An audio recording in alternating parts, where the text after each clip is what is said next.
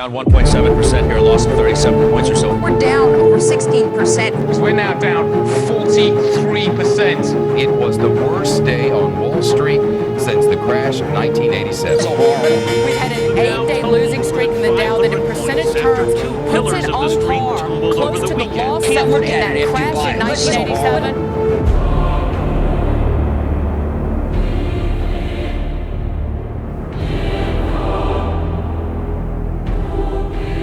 Down by bad mortgage investments, Lehman, which has 25,000 employees, will be liquidated.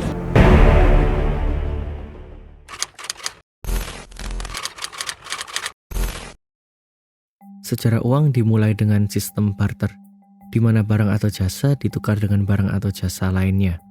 Namun, sistem ini memiliki permasalahan yang signifikan. Salah satu permasalahan utama dalam sistem ini adalah ketidakmampuan untuk melakukan penilaian objektif terhadap nilai imbalan yang adil. Bayangkan situasi ini, Anda hanya butuh 1 ekor ikan untuk makan malam, tapi yang Anda miliki adalah 1 ekor kambing. Apakah masuk akal untuk menukar seekor kambing hanya dengan 1 ekor ikan? Inilah masalah yang muncul dalam sistem barter. Tidak ada cara yang jelas untuk menentukan nilai tukar yang adil antara berbagai barang atau jasa. Hal ini menyebabkan kesulitan dan ketidakpastian dalam perdagangan, dan pada akhirnya mendorong masyarakat untuk mencari solusi yang lebih baik.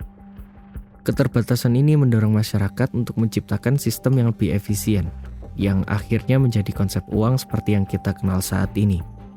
Dengan adanya uang, kita memiliki alat yang memudahkan pertukaran dan mengatasi permasalahan yang ada dalam sistem barter. Uang memberikan nilai yang objektif dan dapat diukur, menjadikannya salah satu inovasi paling penting dalam sejarah ekonomi manusia.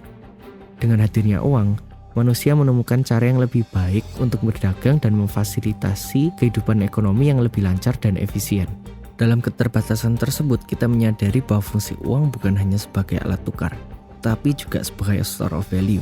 Oleh karena itu, sebagai alternatif terhadap sistem barter, masyarakat pada masa lalu menggunakan konsep komoditas sebagai bentuk pertukaran yang dianggap bernilai. Contohnya senjata, garam, atau kerang dianggap berharga.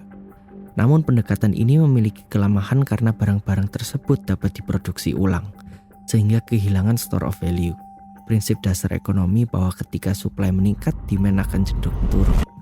Solusi atas keterbatasan ini muncul dalam bentuk koin, di mana nilai koin ditentukan oleh jenis logam yang digunakan. Misalnya, jika sebuah koin terbuat dari emas, maka nilainya setara dengan berat emas yang terkandung di dalamnya. Namun, koin juga memiliki kelemahan dalam penggunaan sehari-hari. Bayangkan jika Anda ingin membeli sebuah mobil bekas, membawa sejumlah besar koin untuk membayar mobil tersebut akan menjadi tugas yang sangat sulit dan tidak praktis. Oleh karena itu, masyarakat kemudian menciptakan solusi dalam bentuk sertifikat IOU yang diakui oleh otoritas terkait. Dokumen ini yang disertai tanda tangan atau cap dari pihak berwenang memberikan jaminan bahwa nilainya dapat dipertukarkan. Dengan demikian, penggunaan kertas sebagai alat tukar menjadi jauh lebih praktis daripada uang koin, dan koin mulai jarang digunakan dalam transaksi sehari-hari. Namun perubahan lebih lanjut terjadi dalam sejarah uang. Sertifikat IOU yang semula dijamin oleh penguasa setempat bertransformasi menjadi uang kertas yang kita kenal saat ini, seperti US dollar, pound sterling, dan mata uang lainnya. Pada awalnya, uang kertas ini didukung oleh reserve emas yang ada.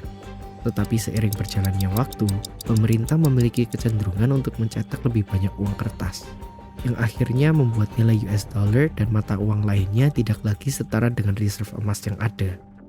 Hal ini berlanjut hingga 1971.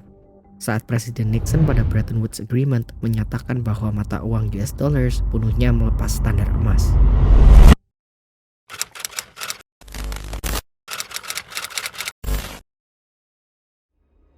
Uang menjadi sebuah ilusi di mana nilainya hanya dipengaruhi oleh kepentingan yang ditanamkan padanya. Mata uang yang kita kenal saat ini dikenal sebagai fiat currency. Tidak lagi didasarkan pada emas, fiat currency tidak memiliki nilai intrinsik dan hanya didasari oleh satu hal, kepercayaan.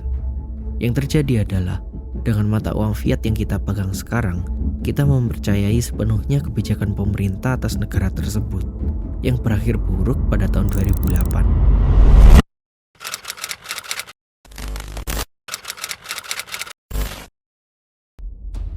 Krisis menimpa ekonomi, Mari kita kembali ke tahun 2003 saat setelah dot-com bubble meledak. Pemimpin Federal Reserve Alan Greenspan menurunkan suku bunga menjadi 1%. Hal ini membuat bank di Wall Street mendapatkan pinjaman dari Federal Reserve dengan suku bunga yang sangat rendah.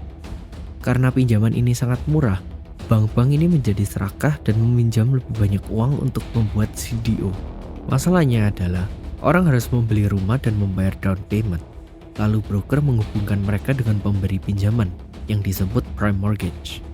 Broker ini mendapatkan uang komisi dari pemberi pinjaman. Lalu pinjaman-pinjaman ini dijual kepada bank yang mengkelompokkannya menjadi satu seperangkat dan disebut collateralized debt obligation atau CDO. Jadi bank mendapatkan pembayaran dari pemilik rumah setiap bulannya. Cara kerja CDO adalah obligasi ini dibagi menjadi 3 bagian. Obligasi yang dianggap aman diberi rating AAA, yang artinya sangat aman.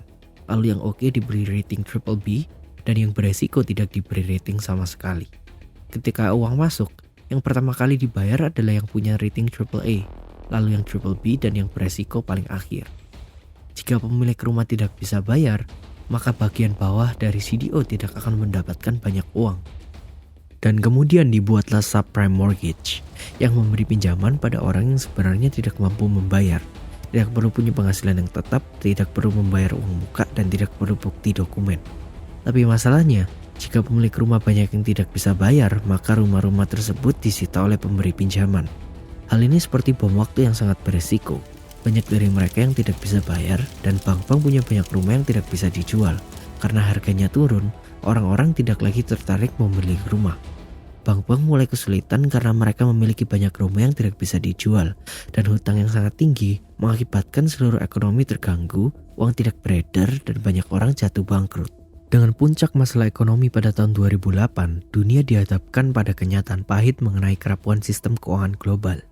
Ketika nilai uang hanya bergantung pada kepercayaan, akan sangat rentan terhadap manipulasi dan spekulasi. Oleh karena itu, memahami sifat ilusi uang adalah kunci dalam memahami ekonomi dan keuangan kita saat ini.